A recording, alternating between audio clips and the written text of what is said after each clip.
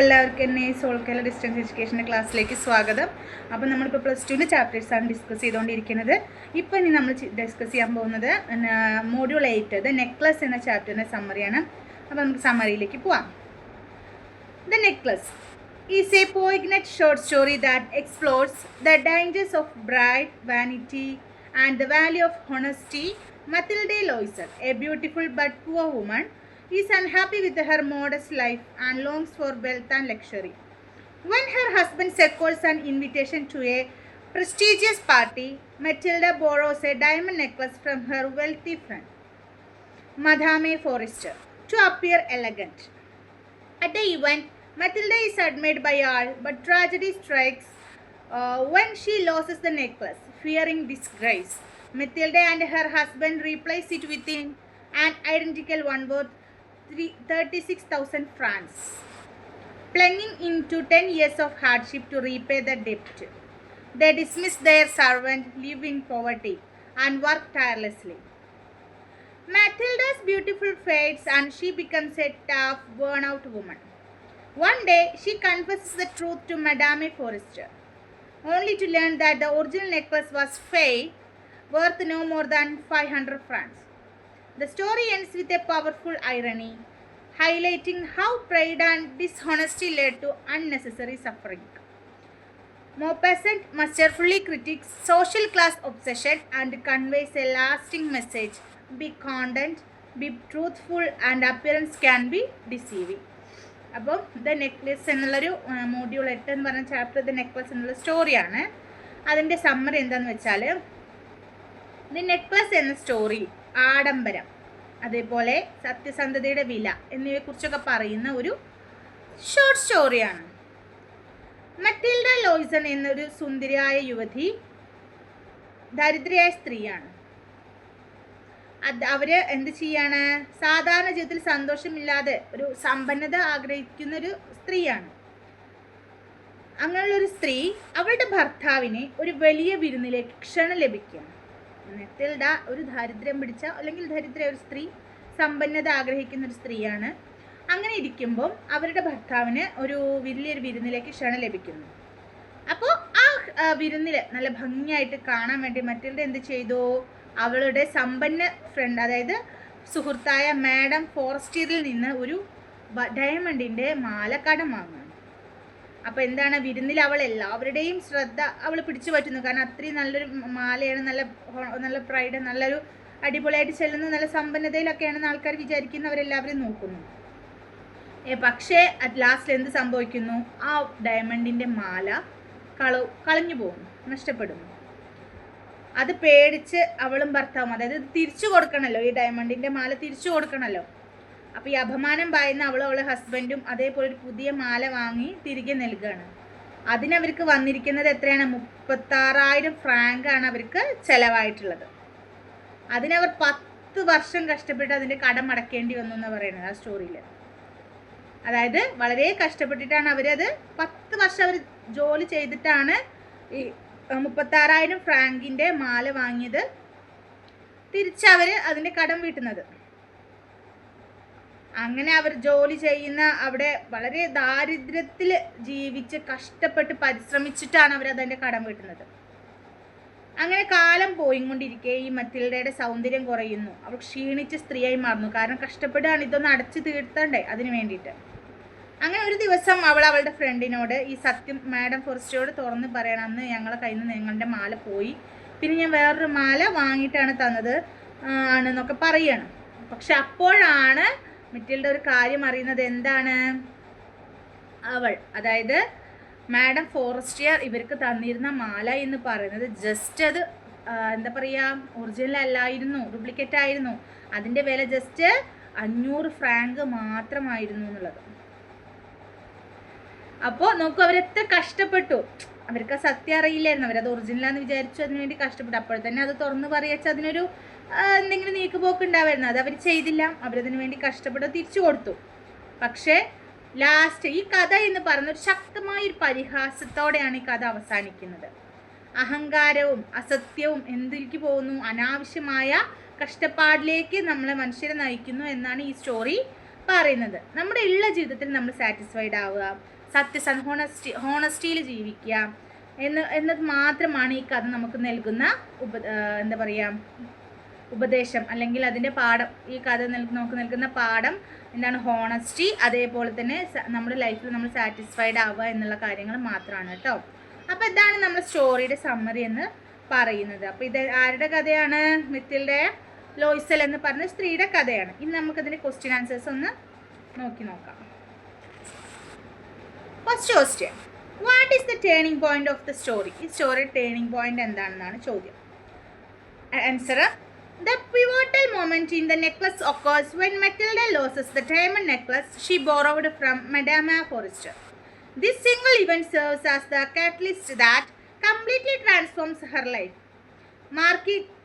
marking the shift from a story about dissatisfaction to one about devastating consequences. Prior to this moment, Matilda's suffering was internal, a constant yearning for wealth and luxury that left her perpetually unhappy with her modest life. However, the loss of the necklace externalizes this suffering, forcing her into a decade of crueling poverty and hard labor. What makes this turning point particularly tragic is the ultimate revelation that the necklace was fake. Had Matilda simply confessed that loss immediately, she would have discovered its true value and avoided years of needless hardship. Instead, her pride and fear of judgment led her to make a fateful decision to replace the necklace at all costs. This decision demonstrates how vanity and deception can have catastrophic real-world consequences. The lost necklace thus became a powerful symbol of the dangers of living beyond one's means and the destructive power of appearance. അപ്പോൾ എന്താണ് question? നമ്മുടെ കഥയുടെ turning point എന്താണ്? വഴിത്തിരിവ് എന്താണെന്നാണ് question. Answer നോക്കാം. The necklace എന്ന story അതിൻ്റെ മെയിൻ ആയിട്ടുള്ള ടേണിംഗ് പോയിന്റ് എന്താണ്? നമുക്കറിയാം, മെറ്റിൽഡ അവളുടെ സമ്പന്ന സുഹൃത്തായിട്ടുള്ള ഫോറസ്റ്റിയയിൽ നിന്ന് ഡയമണ്ട് നെക്ലസ് കടം വാങ്ങുന്നതാണ് ഇതിൻ്റെ ടേണിംഗ് പോയിന്റ് എന്ന് പറയുന്നത്. പിന്നെയോ ഇത് നഷ്ടപ്പെടുകയും ചെയ്യുന്നു. അതാണ് അതിൻ്റെ ടേണിംഗ് പോയിന്റ്. ഈ ഒരു ഇൻസിഡൻറ്റ് എന്ത് ചെയ്യുന്നു? അവളുടെ ലൈഫിൽ വളരെ ബാധിക്കുന്നു. അവളുടെ ലൈഫ് തന്നെ ചേഞ്ച് ചെയ്യാനുള്ളൊരു കാര്യമായിട്ട് മാറുകയാണ്. അതിൻ്റെ മുന്നേ എന്താണ്? അവളുടെ ആഗ്രഹം മാത്രമായിരുന്നു സമ്പന്നയാവണം, ആഡംബരത്തിൽ ജീവിക്കണം എന്നുള്ളതൊക്കെ. പക്ഷേ ഈ ഒരു നെക്ലസ് വാങ്ങിയതിലൂടെ അവളുടെ ആഗ്രഹങ്ങളൊക്കെ മുഴുവൻ പൊലിഞ്ഞു പോവുകയാണ് ചെയ്തത്. ഈ വിഷമം അവൾ എന്താ ചെയ്യാണ്? 10 വർഷം അവൾ ദാരിദ്ര്യത്തിലും കഠിന പ്രയത്നത്തിലൊക്കെ മുഴുകിയിട്ടാണ് അവൾക്ക് ആ മാലയുടെ വില തിരിച്ചടയ്ക്കാനാവുന്നത്. അപ്പോൾ ഈ ടേണിംഗ് പോയിന്റിനെ കൂടുതൽ സാഡ് ആക്കുന്നത് എന്താണ്? പിന്നീട് അറിയുന്ന സത്യമാണ്. എന്താണ് സത്യം? അത് ശരിക്കുള്ള ഡയമണ്ട് നെക്ലസ് അല്ല, ഡ്യൂപ്ലിക്കേറ്റ്, വെറും 500 ഫ്രാങ്കിന് വാങ്ങിയ ഡ്യൂപ്ലിക്കേറ്റ് മാലയാണ് എന്നുള്ളതാണ് സത്യം. പക്ഷേ അവളുടെ അഭിമാനം, മറ്റുള്ളവർ എന്ത് പറയും എന്ന ഭയമാണ് അവളെ വലിയൊരു തെറ്റായ തീരുമാനത്തിലേക്ക് നയിക്കുന്നത്. കാരണം അവൾക്ക് പറയാമായിരുന്നു, ആദ്യം തന്നെ ഇത് നഷ്ടപ്പെട്ടപ്പോൾ കൂട്ടുകാരോട് ഇതിങ്ങനെ നഷ്ടപ്പെട്ടിട്ടുണ്ട്, നമുക്ക് എന്ത് ചെയ്യാം എന്നുള്ളത് ചോദിക്കാമായിരുന്നു. അപ്പോൾ കൂട്ടുകാർ ഇത് 500 എന്ന് പറഞ്ഞാൽ അവിടെ അവർക്കത് തിരിച്ചെടുത്ത് കൊടുക്കാവുന്നതേ ഉണ്ടായിരുന്നുള്ളൂ. പക്ഷെ അവളത് പറഞ്ഞില്ല. പകരം കഷ്ടപ്പെട്ട് വേറെ പുതിയത് നല്ല ഒറിജിനൽ വാങ്ങിക്കൊടുക്കുകയാണ് ചെയ്തത്. അപ്പോൾ എന്തായിരുന്നു ഒരു തീരുമാനം? അഭിമാനവും വഞ്ചനയും എത്ര വലിയ ദോഷഫലങ്ങൾ നമുക്ക് നൽകും എന്നുള്ളതാണ് ഈ സ്റ്റോറി പറയുന്നത്. ഇങ്ങനെ എന്താണ്? നഷ്ടപ്പെട്ടിട്ടുള്ള മാല സ്വന്തം ശേഷിക്ക് മീതെ, അതായത് നമ്മളെ കൊണ്ട് സാധിക്കാത്ത കാര്യങ്ങൾ എടുത്ത് പൊന്തിക്കുകയും പുറം ഭംഗിയിൽ ആകൃഷ്ടയാവുകയും ചെയ്യുന്നത് എന്താണ്? നമ്മുടെ ലൈഫിൽ വരുന്ന അപകടങ്ങളുടെ സൂചനയാണെന്നാണ് ഈ സ്റ്റോറിയിൽ പറയുന്നത്, അല്ലേ? പുറം ഭംഗിയിൽ അല്ലെങ്കിൽ പുറം സമ്പന്നതയിൽ നമ്മൾ ആകൃഷ്ടയായതുകൊണ്ടാണല്ലോ ഇപ്പോൾ ഇത് സംഭവിച്ചത്. അപ്പോൾ ഈ സ്റ്റോറിയിൽ പറയുന്നത് ഒരിക്കലും അങ്ങനെ ചെയ്യരുത്, അല്ലെങ്കിൽ അങ്ങനെ നമ്മൾ സമ്പന്നരാവാൻ വേണ്ടിയിട്ട് മാത്രം എന്ത് ചെയ്യരുത്? കഷ്ടപ്പെടുമ്പോൾ അതിനനുസരിച്ച് നമ്മൾ പുറം ഭംഗിയിൽ ഒരിക്കലും ആകൃഷ്ടരാവരുത് എന്നാണ് ഈ സ്റ്റോറി പറഞ്ഞതിൻ്റെ ടേണിംഗ് പോയിന്റ്. എന്താണ് പറഞ്ഞത്? അവൾ ഡയമണ്ടിൻ്റെ നെക്ലസ് സമ്പന്നരായിട്ടുള്ള സുഹൃത്തിൽ നിന്ന് മെറ്റിൽഡ വാങ്ങുന്നതാണ്, പിന്നെ അത് നഷ്ടപ്പെടുമ്പോഴും ചെയ്യുന്നതാണ് ഇതിൻ്റെ ടേണിംഗ് പോയിന്റ് എന്ന് പറയുന്നത് കേട്ടോ. അത് മറക്കരുത്. ഇനി നെക്സ്റ്റ് ക്വസ്റ്റ്യൻ ഏതാണെന്ന് നമുക്ക് നോക്കാം. നെക്സ്റ്റ് ക്വസ്റ്റ്യൻ വന്നിട്ടുള്ളത്, what is the ultimate lesson conveyed in the story? ഈ സ്റ്റോറിയിൽ വന്നിട്ടുള്ള അൾട്ടിമേറ്റ് ലെസൺ എന്താണെന്നുള്ളത്, അതായത് പാഠം എന്താണെന്നാണ് ചോദ്യം. നമുക്ക് ആൻസർ നോക്കാം. The necklace delivers a powerful moral lesson about the dangers of vanity, dishonesty, and the relentless pursuit of material wealth. Matilda's downfall stemmed from her inability to accept her circumstances. She constantly dreams of luxury, resents her middle class life, and borrows the necklace to create a false image of wealth. When she loses it, her pride prevents her from telling the truth, leading to a decade of unnecessary suffering. The story critiques a society that equates worth with material possessions. Matilda believes that jewels and fine dresses define her value, which is why she is willing to go into debt to maintain appearance. The cruel irony that the necklace was worthless highlights the emptiness of such superficial values. Maupassant suggests that true happiness comes from self-acceptance and honesty, not external validation. Matilda's tragedy is not just her poverty, but the realization that her sacrifices were for nothing, reinforcing the idea that integrity and contentment were far more valuable than fleeting social status.